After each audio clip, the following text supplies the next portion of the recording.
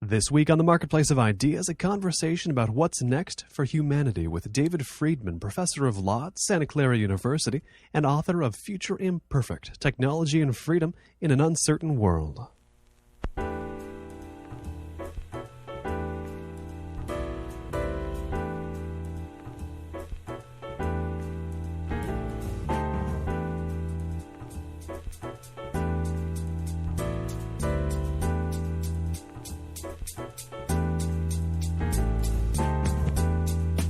David Friedman is a professor of law at Santa Clara University, as well as the author of the now classic Libertarian text, The Machinery of Freedom. In his new book, Future Imperfect, Technology and Freedom in an Uncertain World, he explores what might be in store for the human race, its technology, its law, its crime, its markets, and its very sensory experience. David, welcome to the program. Thank you. I'm glad to be here. I have heard that this book came out of a course you taught about future legal institutions. What was that course like? How did it develop into the book? Well, I like inventing courses that will teach me something. And that one was a seminar at the law school where every Thursday we would discuss some technology that I was willing to argue at least for a week was going to revolutionize the world. And on the weekend, the students would email me legal issues that revolution, if it happened, would raise. I put them on the web page for the other students to look at. Tuesday, we discuss what those legal issues would be and how they might be dealt with. Thursday would be another revolution. So it was sort of a whirlwind tour of possible futures, which was quite a lot of fun. And when you were getting those possible legal issues raised by the students, did they ever really surprise you, ever really blindside you with anything you hadn't thought of about the issues, the revolutions you brought up? Yeah, that's an interesting question. The most irritating thing was the tendency of everybody to ask the question, how will it affect the poor? Which is sort of an almost automatic think up a question one now. It usually isn't a very interesting question. I think I'd really have to go through the list. I mean, I did this for a number of years, and I'm sure there must have been some people who thought of things that I hadn't. But the most interesting things really were not the issues they raised, but the student papers, because the students did a paper for the course which involved finding some technology, not necessarily one I had discussed, and discussing its implications. So that, for example, there was quite a good paper which ended up sort of some of the ideas showing up in the book, which was on ambiguity of gender. That one of the simplifications we've been using for thousands of years is that everybody is male or female. And it's pretty close to true. But we now know that in terms of genetics, there are some people who are neither XX nor XY. We know that there are some people whose genetics are the opposite of their physical appearance. And there are a variety of other complications that, as we know more, break down this very simple and very useful rule of dividing everyone into two groups.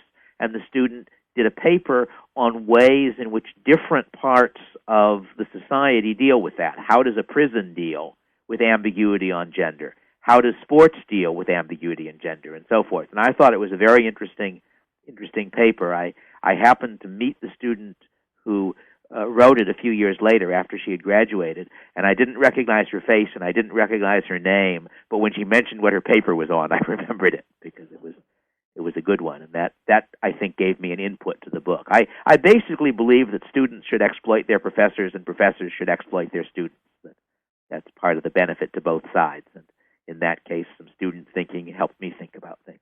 How much student thinking ended up making it into the book in the same form that the students had thought about it? Was it all filtered through you to the extent that it's unrecognizable now, or is there a lot of straight student thinking that you got? No, I think it all filters through me, but one of the sort of central points that I make in the book about the way in which technology changes things is that sometimes it eliminates the particular approximations that we use to think about things. And I believe that paper was one of the things that pushed me into thinking about that question in a variety of different issues. But I don't think I do have some of the student papers are webbed, and so I have links to some of those in footnotes. And in that sense, the reader can see some of the original papers that fed into it. There was one very entertaining paper, which was a sort of a science fiction story almost, in which, and this was on agricultural biotech, and it was a description of how somebody had used some human genes in some kind of a plant, and then there was a attack on them by people who claimed that their turnips were growing fingers or something. I don't remember the details, but sort of a organic food style thing about how evil it was, cannibalism, if you had plants with any human genes in them, and that was quite a lot of fun. And there were some other papers which were entertaining as well as thoughtful.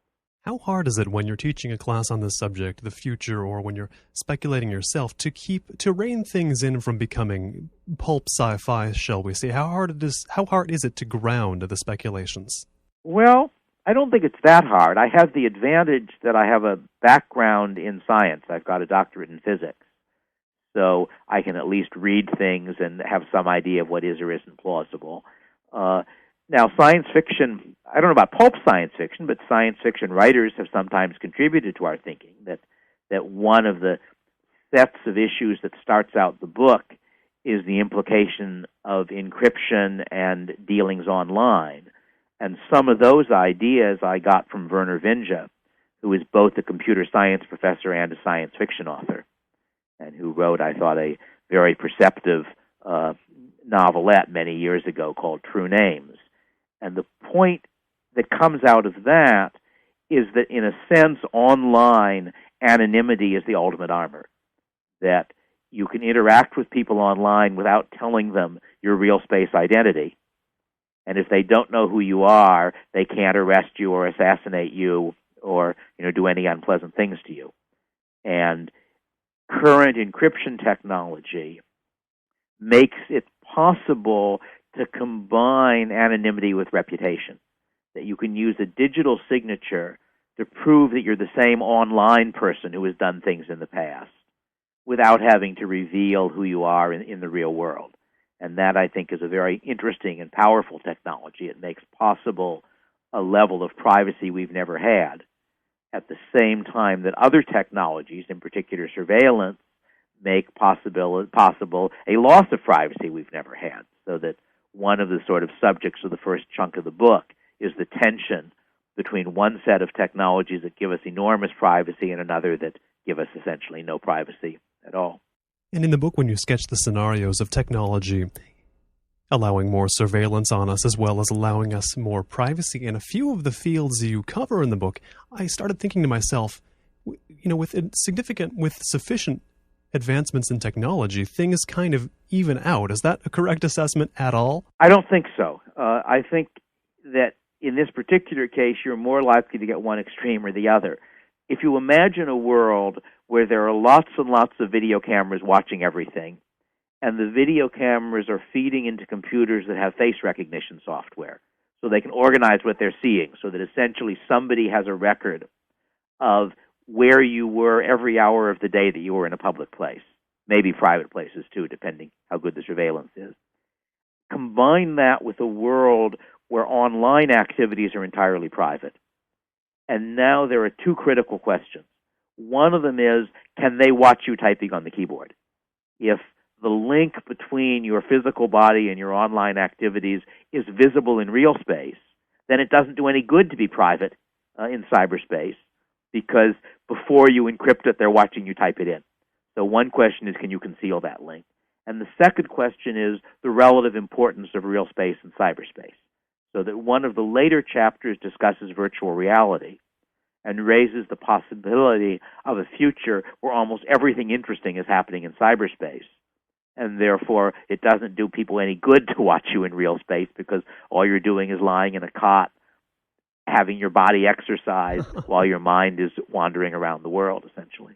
Do you think it's probable that we will see more of this separation of real space and cyberspace identities? Because now, whenever I deal with somebody in cyberspace, I'm dealing with what they appear to be trying to just make a cyberspace instantiation of their real space identity. Is that changing?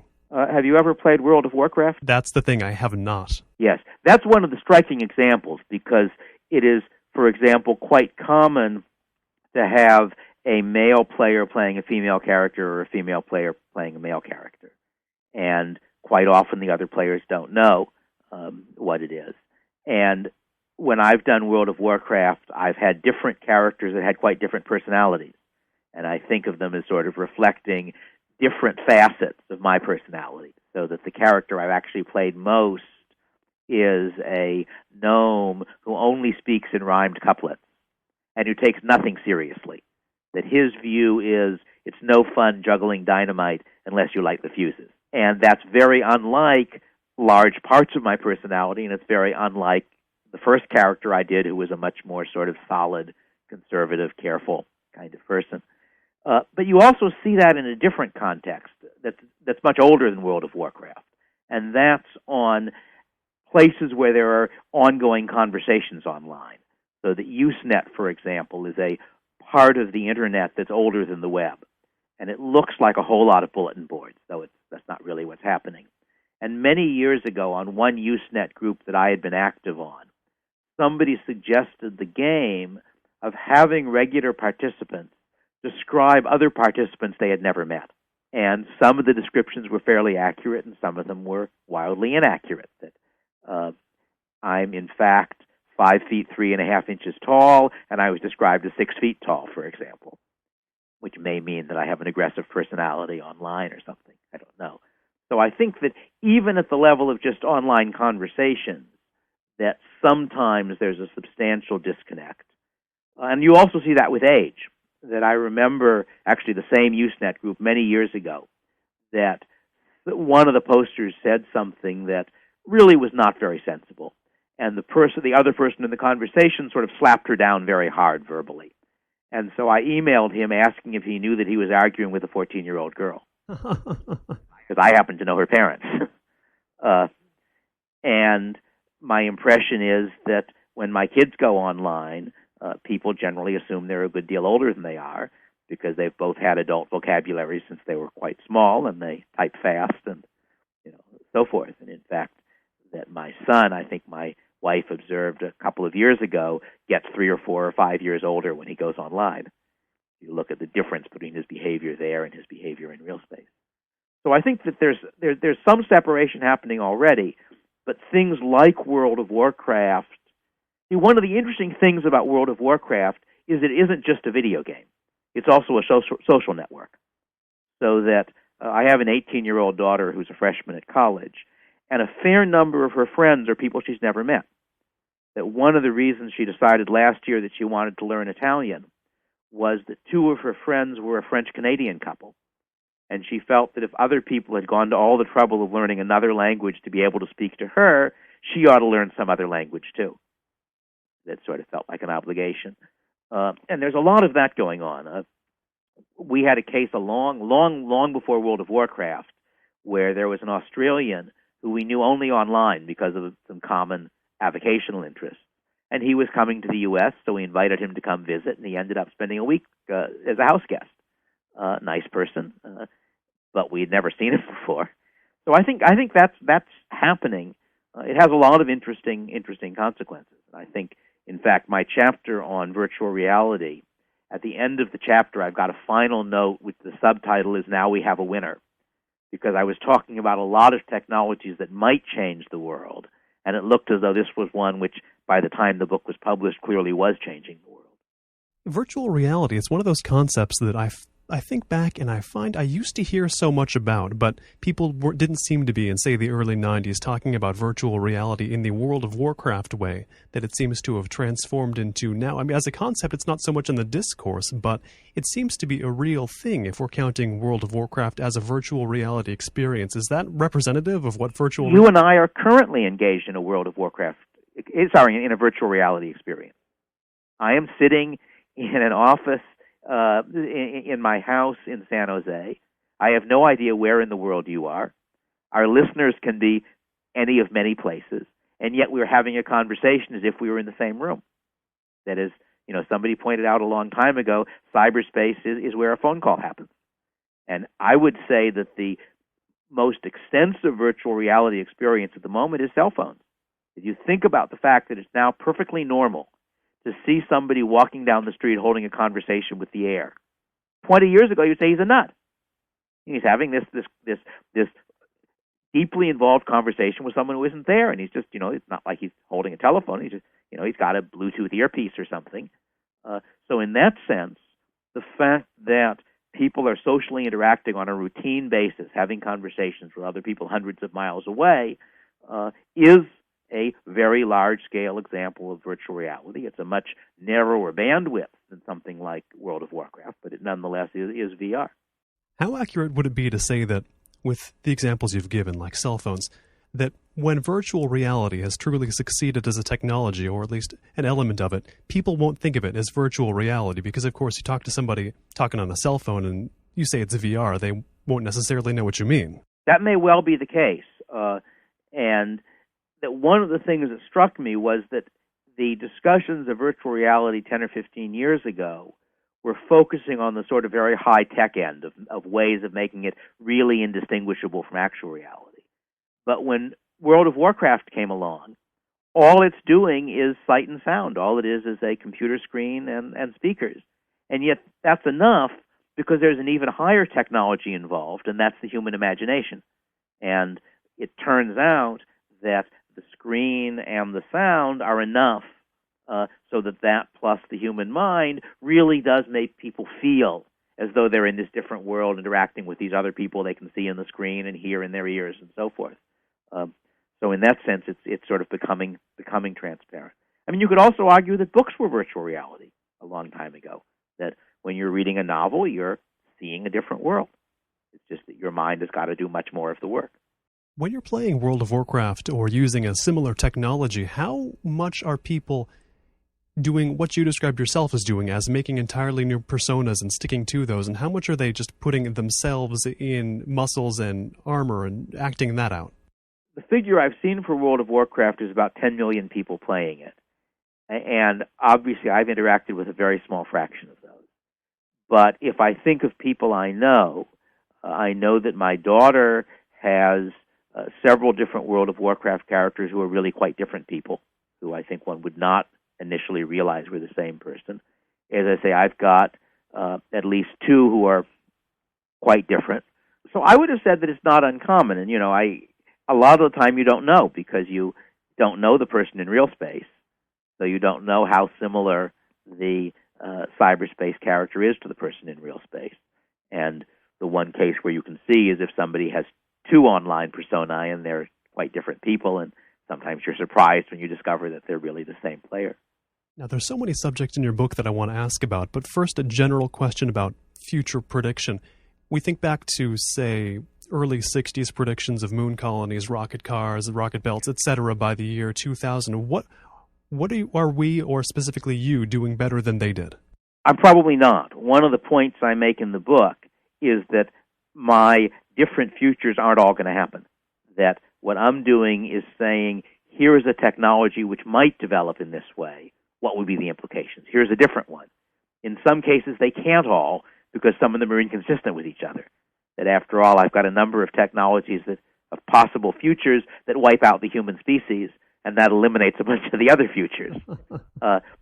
So in terms of the past science fiction, my one chapter on space flight, which is sort of cheating on the book because it's going far. The book is really mostly limiting myself to about 3 decades. And to think interesting things about space flight involves pushing it farther than that. But I start the chapter by saying that in some ways the future has been a great disappointment because we did think we'd have much more in the way of space than we did. On the other hand, we vastly underestimated the computer development. If you look at computers and the equivalent in the science fiction of the 50s and 60s, you're talking about much bigger, much slower, much less generally useful things than we ended up with, in fact, by now. I think we underestimated the rate of growth in biological knowledge mostly. And that's one of the ones that people don't think about very much, but that could have very large effects. For example, my guess is that none of my children will die of old age. My guess is that by the time they are old enough to be seriously impaired by old age, we will have solved the aging problem. Now, I could be wrong on that guess, but given how fast biological knowledge has improved, and given that there's a sense in which aging can't be an insoluble problem, I discuss some of the reasons for that in the book, just a hard problem, I don't see any reason to think it won't have gotten solved 40 years from now. I am confident that not all of the futures I sketch will happen. They can't all happen. And I may be missing something. There may be some really important technological development that has just slipped under my radar screen, the way I think computers slipped under the radar screen of a lot of the science fiction writers and futurologists of 40 years ago. It's a fascinating thing. I was reading some science fiction from the late 70s and 80s and watching some science fiction series from that same amount of time, from that same period in time, And what they seemed to systematically get wrong was A, underestimating communication technology, and B, every single device has a completely proprietary interface. Have you noticed that same systematic wrongness? Why do you think that might be, if you have? I don't. I hadn't really thought about that question. But of course, the next systematic wrongness is probably going to be a different one, and we're going to be blind the way people in the past were, and we won't see it. One of the really striking ones, in terms of a mistake by a very good science fiction writer, is in Heinlein's Starman Jones, where a physical book with a whole lot of mathematical numbers in it is critical to doing starflight. They don't have that information in the computer, and people are reading things and saying things back and forth in the computer room of the starship in order to make it go to the right place. When all of that stuff, of course, you could do now on your cell phone probably. That was the case, and Heinlein was one of the very good people in terms of thinking about sometimes non-obvious effects of technologies.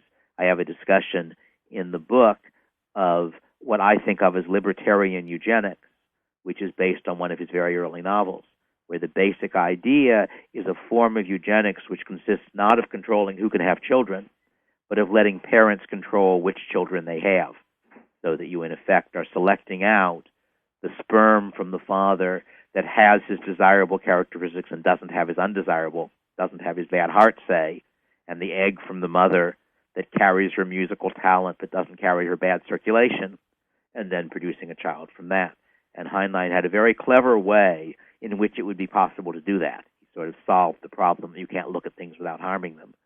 It hasn't been done yet, but I think it's quite likely that that's going to be in our future, and that could have assuming nothing else changes things radically first, that could have quite a striking effect. You could have, in a single generation, one could imagine, raising the mean IQ of the human race by 15 points or so, and raising the longevity by 5 or 10 years by getting rid of particular genetic things that result in people dying.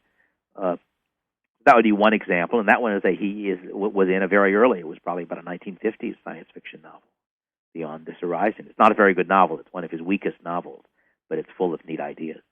On the subject of that branch of biotechnology, it's very, very common, as I'm sure you know, to read articles, trend pieces, scare pieces from journalists who try very hard to get people afraid about the idea of designer babies. And there's a whole branch of science fiction, the movie Gattaca, for instance. But in your book, it's not a bad future necessarily. Why might not those bad predictions be true?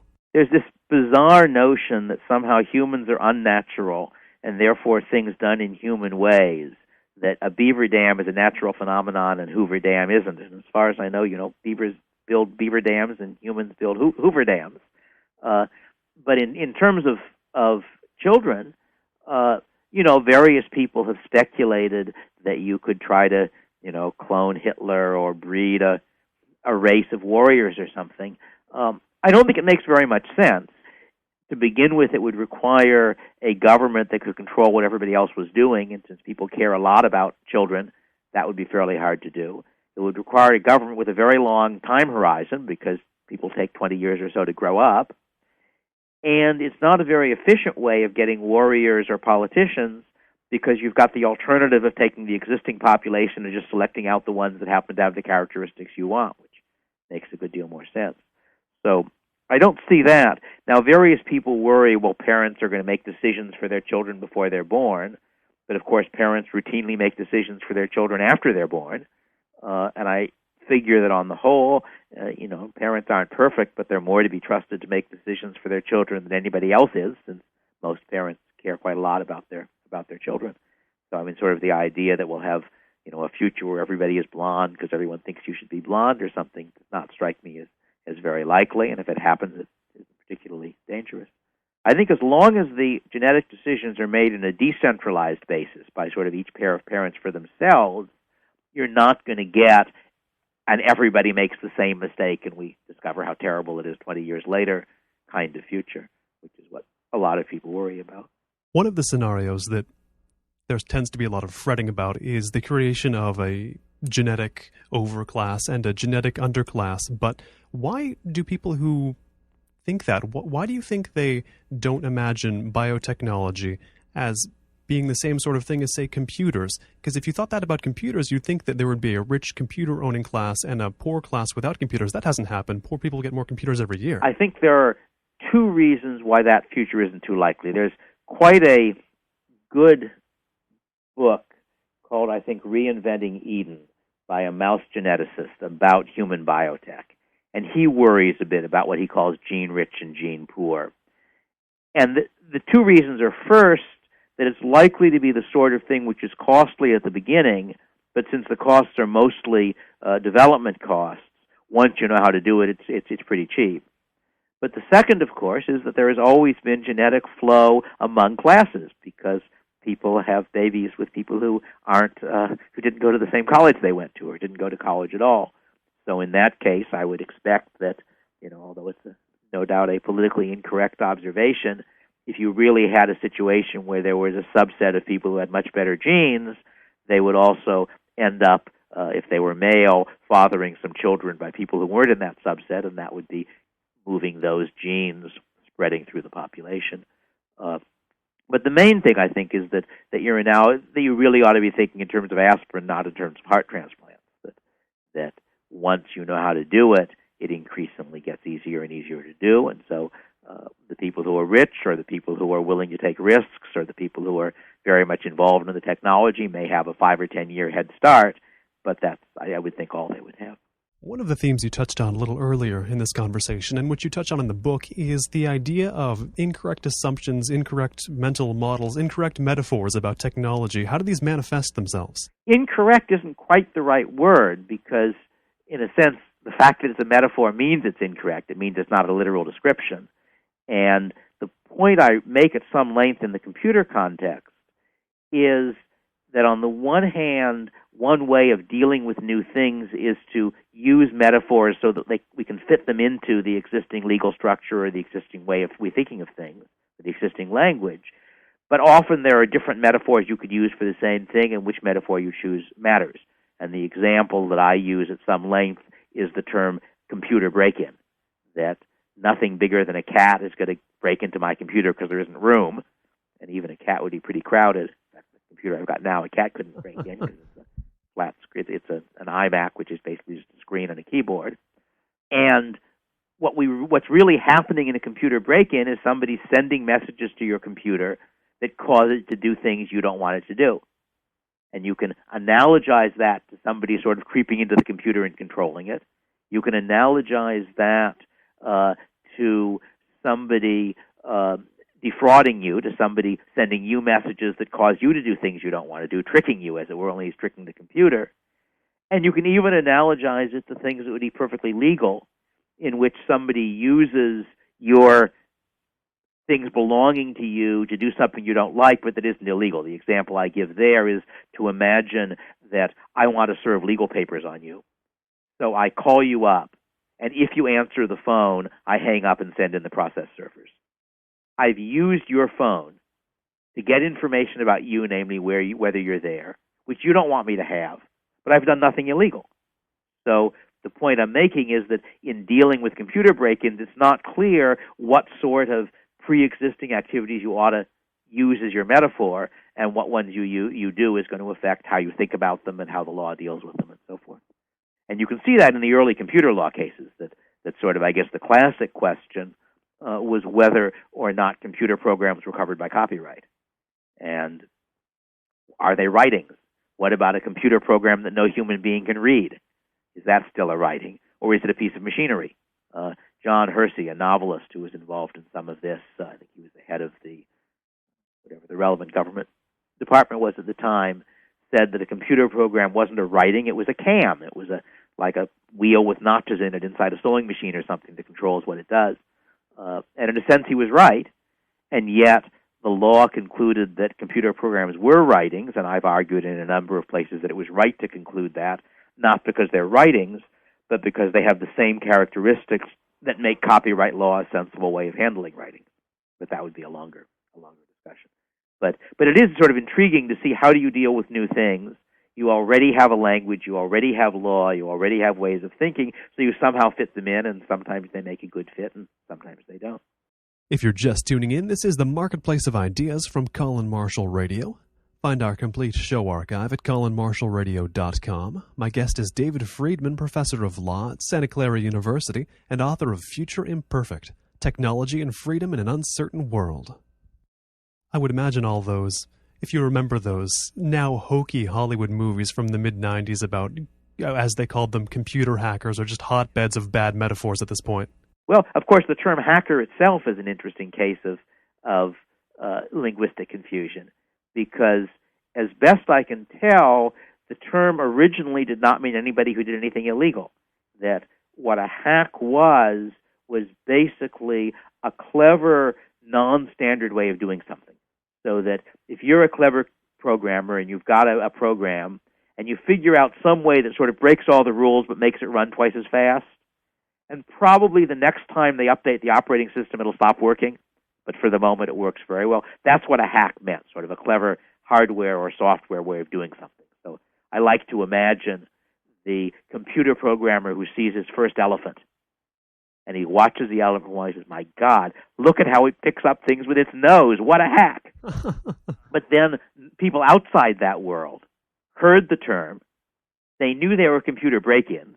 Well, hacking sounds a lot like breaking into something. So the term hacker got shifted from meaning doing clever, unconventional things with computer software and hardware to mean doing illegal things, intruding into other people's computers. And there's still some tension. I think there are still people in the computer world who use the word in the old sense and then have problems with other people who think that they're talking about criminal activities. On the subject of aging, as we mentioned earlier, how important do you think it is for technology to focus on getting rid of these normal effects of aging as opposed to curing diseases that not everybody gets? Aging is a lethal disease with 100% mortality that all of us have. So it seems to me that if you could cure it, that's a whole lot bigger than curing AIDS. I suppose you could argue that cancer is getting close, but even so, cancer kills a lot fewer people than AIDS does. Now, it's true that if we got rid of AIDS and did nothing else, then presumably we would all eventually die of cancer or heart diseases or auto accidents or something, and at that point it would be high priority. But now, how much you should work on aging at the moment, I just don't know. I'm not in the field. I don't know, what the payoff per $1 million spent is. But it does seem to me that if you could really cure aging, which ideally means not only stop people from getting old, but make it possible for old people to get physically young again, that would be a bigger breakthrough than the curing of any single disease. And one of my favorite points about aging you make in the book is that even if there are relatively young people opposed for whatever reason to the curing of aging, the older people will be the ones with the power, so they're going to want it. Some older people. That is, there are going to be some older people who think that they ought to die, but most people don't. That is one of the general points, sort of a couple of the points that I've tried to make of the broad points in the book. One of them is that the future is that the range of possible futures is much wider than people usually assume. That people have a strong conservative bias, and they tend to think, 100 years from now, things will be about like they are now, except for a few changes. And I think that's the least likely prediction. I think that 100 years from now, if humans are still around, things will be radically different. But I don't know in which of several ways they'll be radically different. But the other point I try to make is that technological change isn't really controllable. That even if most people think a particular change is a bad idea, it's very hard to stop it, because most of these technologies give advantages to the people who do them. And there are lots of different countries and different firms and different people, and it only takes a few of them who decide to do something for it to happen. So that even if the U.S. said, we believe that population problems are ruining the world, so no aging research, there are going to be people in Switzerland or in Japan or in China or somewhere else who are going to say, we have the resources, we don't want to die of old age, so we will pay for the research. And similarly, one of my three lethal technologies is artificial intelligence, that Raymond Kurzweil, who's a very well-informed computer insider, has predicted that it will take about 30 years before we have programmed computers that are as smart as we are. And if they not only are as smart as we are, but are people, that is, if you end up with programmed computers that have their own personalities, objectives, sort of the computer equivalent of free will, as it were, then we've got a problem. Because assuming that technology continues its current rate of development, if in 30 years they're as smart as we are, in 40 years we're gerbils. That is to say, they would be enormously smarter, and we had better hope they like pets. Suppose you're convinced by that argument. So you say, let's stop AI development sooner. But somebody whose computer is a little bit smarter than yours is can make money off you on the stock market. Maybe he can win a war with you. He can do lots and lots of useful things. And then someone whose computer is a little smarter than his is can do lots of useful things for them. So I think there's always going to be a tendency for somebody to make one a little bit faster, and eventually you end up with the AIs taking over the world in that particular scenario. So that's why I have a comment early in the book to the effect that looking at some of the possible technological developments, you say, let's put on the brakes. This train doesn't have brakes. That's an exaggeration, but it's not much of an exaggeration. I think that people, in a sense, overestimate how much the world is under control and underestimate the fact that even if everything is being done by people, there are billions and billions of people each doing his own thing, and nobody is in control of the whole picture, or can be, or should be.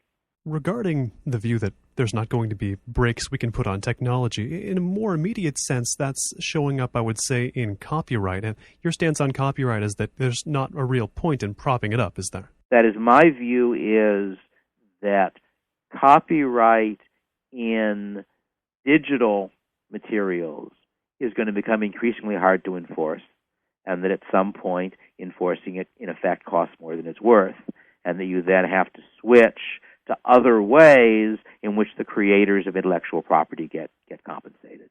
And I discuss a variety of different ways in which you can do it. And one point I make, which as far as I know is original to me, though someone else may have made it, is that all intellectual property can be divided into two categories. Things that are fully revealed on one use, like a song or a novel, and things that you can use without their being fully revealed, such as a database. So that if you make a query to Lexis, which is a big legal database, you get the answer to that query, but you don't get the database. So you could technologically protect Lexis, I'm sure they do, by making sure that nobody can get into their computer and copy the whole database. You can't technologically protect a song, because once I've bought the right to play it once, I can have a tape recorder, and now it's out of your protection. So therefore, forms of intellectual property that aren't fully revealed can still be protected not by copyright law, but by technological protection, whereas forms of intellectual property that are fully revealed can't be. And it occurred to me well after making that argument that, in fact, World of Warcraft is an example of a form of technological property that's not fully revealed, because you see what's happening on your screen, but you can't run another adventure without the participation of Blizzard that has the software. And that one implication of that argument is that there is likely to be a shift in entertainment away from movies, which are fully revealed and therefore can be pirated, to online entertainment such as World of Warcraft, which can't be. In your own specific case, when you wrote Future Imperfect, you had drafts up on your website, and it's published as an actual physical book, of course, but it's also available to read for free at daviddfriedman.com. Why is that not giving away the store for someone who might think it is? To begin with, what's available at the moment is only a late draft. I'm working on getting the final version plus additional footnotes up, and I expect to do that. I retained the online rights to the book when I signed a contract with my publisher. But I guess there are a couple of answers. One answer is that having the book up on the web is both decreases and increases sales of the physical book. That at the moment, at least, I think most readers don't want to read a book either printed out on their printer or off the screen. And therefore, somebody who sees the book online, perhaps because he's doing a Google search or because someone has a link to it, is quite likely, if he finds it interesting, to buy a physical copy. So in that sense, it's not competing. But the second point is that I don't write books mainly to get money. I'm a law professor. That pays me a reasonable salary. I'm happy to get royalty for my books too, but mainly I'm writing books to put ideas out. Secondarily, writing books result in getting visibility for me, so people pay me to give lectures and very rarely to do consulting and such. So I would say that I'm partly webbing the book, I suspect, gives me more than I lose in terms of sales, but it also gives me a lot in terms of spreading ideas. And in particular, in a sense, part of the market that I want to get by webbing my books is the very smart person in China or India who probably can't afford to buy the book, isn't very likely to buy the book, but might read it online and then have it influence his ideas. So one of the people who the one mistake, in a sense, in the hard copy of the book is that they left out the dedication. The book was supposed to have a dedication to a bunch of people whose ideas I had basically borrowed in the process of writing the book, and for some reason they lost that. But one of those people is someone I know who was an Intel engineer, made a small but critical discovery for Intel for which they richly rewarded him, and promptly retired, and has been thinking about some of the computer issues ever since. And basically, he borrowed some ideas of mine from my first book. He then did lots of interesting things using those ideas and others, and I then borrowed his output back and put some of it into Future Imperfect. And similarly, Werner Vinge, who I mentioned, his ideas on anonymity online have gone into several of my published articles and into this book. On the other hand, my first book went into some of his published science fiction. And he says so, basically, that he has societies based on what I described in that book. So I guess I really think of one of the virtues of the online world is that it makes it a whole lot easier for people to steal ideas back and forth from each other. And that I concluded long ago that rather than worrying about people stealing my ideas, I ought to be in favor of it, because it's pretty hard to get people to steal your ideas. This is a question you'll be fairly well placed to answer, I think. How libertarian do you think the future will be? Oh boy, I do not know. That's, in a sense, that's part of my privacy tension discussion. That at one extreme, if you end up in a world where most of the interesting stuff is happening in cyberspace, that's potentially a very, very libertarian world. That libertarians like to say that you can only violate your rights with force and fraud. And online, you can only do it by fraud. You can't get a bullet through a T1 line. So in that sense, one potential future, which I've discussed in a number of articles, is one where, in effect, governments still control real space, but real space doesn't matter very much.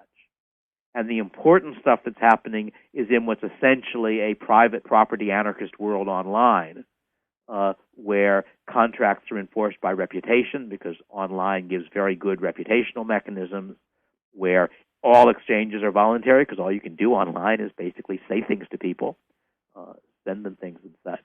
That's one possibility. On the other hand, I have a chapter on mind drugs, where I make the point that as we come to understand the workings of the human brain better and better, we are going to be better and better able to make drugs that affect people's minds.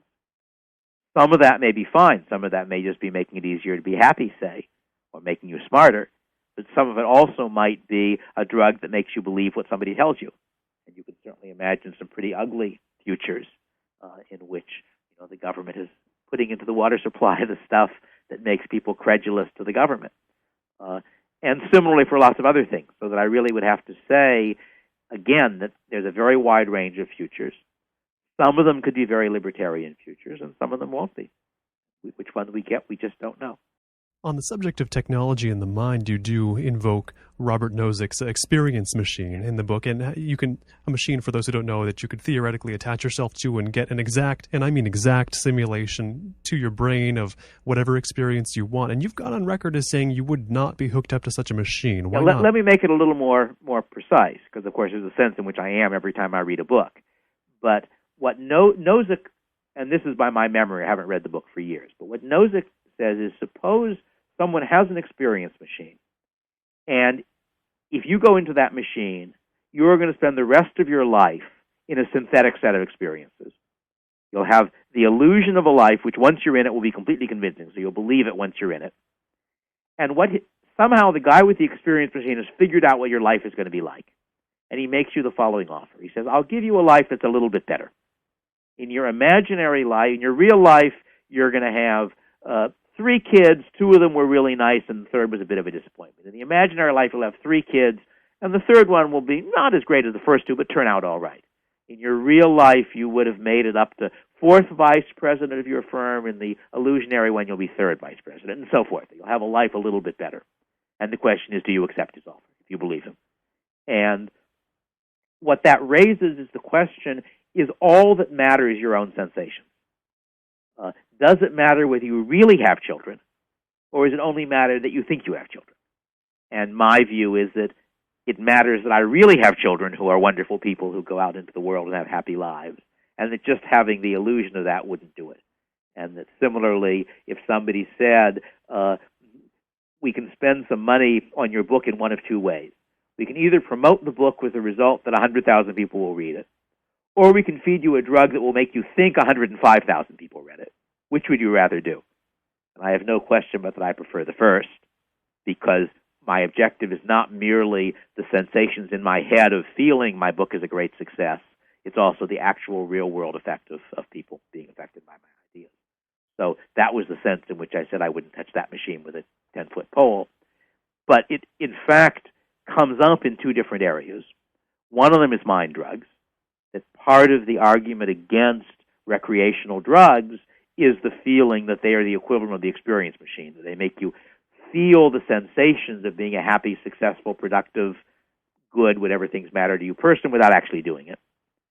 But it's also true of virtual reality, so that one of the things that I worry about is to what extent does something like World of Warcraft, because it can create a more entertaining and satisfying world than the real world, pull people into spending their time creating the illusion of accomplishment when there are real things out in the world that could be accomplished. That's, I think, a real issue, and I try to discuss it in the book. I'm not sure I have any final answers, but I don't think it's sufficient to say if it feels good, that's enough. One of my main reasons that I would be hesitant to hook up to such a machine or a happiness-inducing mind drug is that it's fear-based. What if the machine turns off? What if the drugs stop coming? What then? Yeah, well, but in the case of the happiness drug, assuming we knew enough, then you would be no more unhappy than you have been in the past. That one of the points I make in the book is that casual observation of people suggests that happiness is in part hardwired. That there are some people, and I discuss a particular friend of mine who I haven't seen for many years, who's a law professor at Tulane, just has sort of a glow-in-the-dark personality. And it happened when I was a faculty fellow at University of Chicago, which is where she went to law school, that I noticed they had a display about one of their professors, who I think was no longer alive. And there was a picture of the students giving the professor some kind of an award or prize. And the person who stood out in the photograph wasn't the professor. It was the student who was giving him the prize, and it was somebody I knew. It was the same person who's now a law professor at Tulane. And that's just because she sort of glows. And, I don't know why it is. She's a very happy person. And I've known other people like that.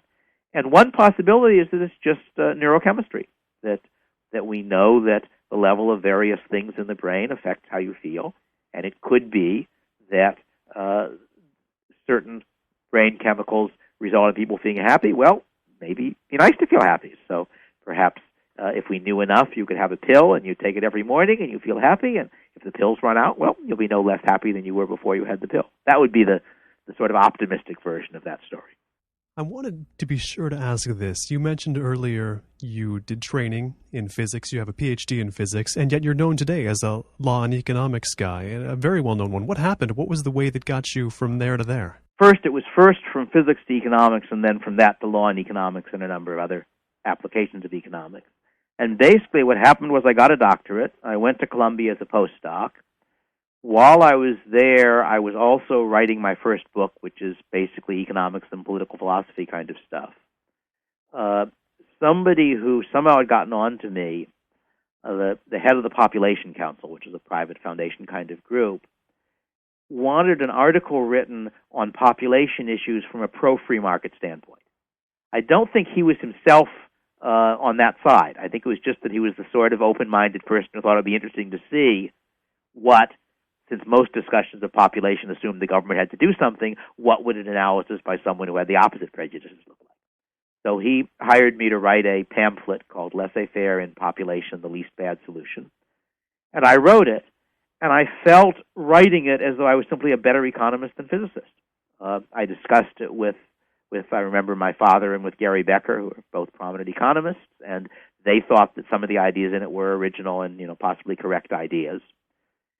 And I came to the conclusion that although I was very good at physics by the standard of undergraduates or even graduate students, I'd been in the sort of top group of graduate students at Chicago, I wasn't very good by the standards of professors at Columbia, that when somebody gave a workshop in physics, I was one of the people sitting at the back of the room trying to follow it, whereas ever since when somebody gives a workshop in economics, I'm one of the people in the front of the room saying, well, isn't that wrong, and shouldn't you be doing this, and, sort of productively engaging with the person and helping to, in effect, to rewrite the article.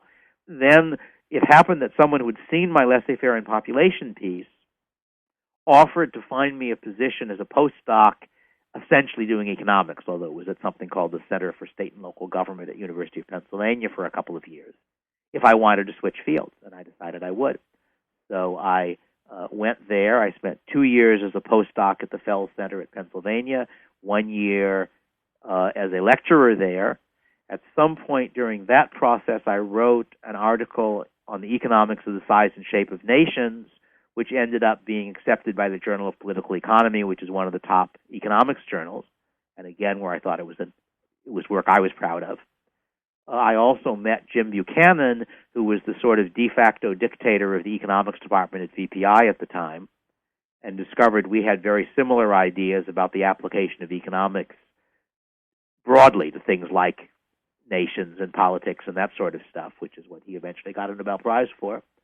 And so Jim arranged to have me hired by VPI as an assistant professor of economics, despite my never having taken an economics course for credit in my life. Jim's co-author and friend of mine, Gordon Tullock, who is a very odd and interesting guy, used to say that he had published more pages of economics that had been assigned in all of the economics courses he had taken. And I told him that I achieved that with my first page. So I went to VPI. I think Jim probably deliberately arranged for me to teach the whole syllabus. That is, I taught a bunch of different courses over the next few years, which is a good way of learning stuff. And I found that, in fact, I was better at economics than physics, and it was more fun. And many years later, some particular questions came up that had to do with law and economics, and I wrote a couple of articles that got published in the Journal of Legal Studies in response to a pair of articles, of which the first was by Becker and Stigler, and the reply was by Landis and Posner, who were major law and econ people, and I wrote basically counter replies to them, one of which was my article on Saga Period Iceland, because the controversy was on whether you could have a legal system in which what are now crimes were treated like torts, in which you had private prosecution rather than police prosecution of crimes. And it turned out that Iceland, for about a third of a millennium, had such a system, starting about in the 10th century. And so I had an article in which I was looking at how that historical system worked and discussing it in terms of these arguments about the problems you would run into doing that. And then I had a theoretical article that was responding to the Landis-Posner piece. And JLS printed those, I think both of them, and Landis and Posner basically invited me to come argue with them at University of Chicago. So I was a faculty fellow at the University of Chicago Law School for a good many years, and then I was hired by Santa Clara University Law School, which is where I now am. So that was the sequence of events. Going into economics with the Friedman name, did you ever feel like there was a shadow you needed to get out? I've essentially done no macroeconomics at all. That I've tried to be involved in different fields than my father was. It was obviously an advantage in the sense that I got a quite extensive education in economics, and especially sort of an intuition in understanding stuff as opposed to memorizing it growing up, because we talked economics a lot. I think in terms of the effect on my career, that it affected both ways, that there were some people who approved of my father, but at the time when I was starting out as an economist, there were many more people in the profession who disapproved of him. So I think that probably hurt me with some people and helped me with others. But mainly, I was sort of worried about being always seen as my father's son. I was sort of pleased. I noticed the Amazon comment on one of my books that somebody said, one of the nice things about this book is the author never mentions that he's his father's son, which was perfectly true. I don't. I mean, I admired my father enormously, and I regret that he's no longer around, but I wanted to do my own things, and I've pretty much worked in areas that weren't the areas he worked in. Now, on the other hand, I am working in the area that my uncle helped to start. That my mother's brother, Aaron Director, was the first editor of the Journal of Law and Economics and was a sort of major early figure in that field. But he's not nearly as well known outside of the field, and we have different last names, and so that wasn't a problem. We're just about out of time, but there's one more thing I wanted to make sure to ask from you, and that is, you mentioned your research into the past. You mentioned in the book you touch on your recreational medievalism. Are these two things, the interest in the future and the past, separate interests, or is there just some larger fascination with the continuum of time, to put it grandly? Yeah, I wouldn't think of it as the continuum of time. I would think of it more as the possibilities of human societies. That is, that I have another seminar that I teach. I taught last year, I'm not teaching it this year, that I call Legal Systems Very Different from Ours. And it starts with the idea that all societies face about the same problems and solve them in different ways. And we start out by looking at modern gypsies and how they enforce their own rules on their own people. We then go on to look at imperial China and a bunch of law cases from the last Chinese dynasty and try to understand how that system worked. We look at classical Athens and how that legal system works. And the basic idea is that these are all human beings constructing ways of dealing with, the problems human beings face. There are different ways, and it's interesting to make sense of them. Economics helps to make sense of them. And then from my standpoint, America in 2100 is just one more society different from our own, and the same sets of tools are useful. So in fact, one of the things I discuss is the question of private versus public law enforcement, of criminal system versus tort system. And I suggest that one possible result of surveillance, which on the whole I regard as an unfortunate technology, might be a shift back towards the kind of system where when you commit a crime, the victim sues you. Because after all, one argument for criminal law is that it's too hard to find out who did it. And if you have a surveillance system, you might end up with a world where you always know who did what, and the argument is only about what are the legal consequences. And that looks a lot more like tort law than like criminal law. And since historically you really started pretty much with a legal system that was almost all the equivalent of tort law. If you look at Anglo-Saxon law, there was a gradual period in which the crown, as it were, took over more and more authority, and thus criminal law developed. And you might reverse that. You might not. But as I say, the basic point here is that looking at past societies gives you useful ideas for future societies. The book, once again, is Future Imperfect, Technology and Freedom in an Uncertain World. David Friedman, thanks so much for taking the time. And if people want to see it for free, my webpage is www.daviddfriedman.com. Remember the D in the middle, it's my middle initial. If I had applied for the location about 4 months earlier, I could have gotten it without the middle initial, but someone beat me. So daviddfriedman.com. Thank you very much. Our music is produced by Ben Althouse. Hear more of his stuff at benalthouse.com. Find out more about the Marketplace of Ideas or visit our online show archive at colinmarshallradio.com.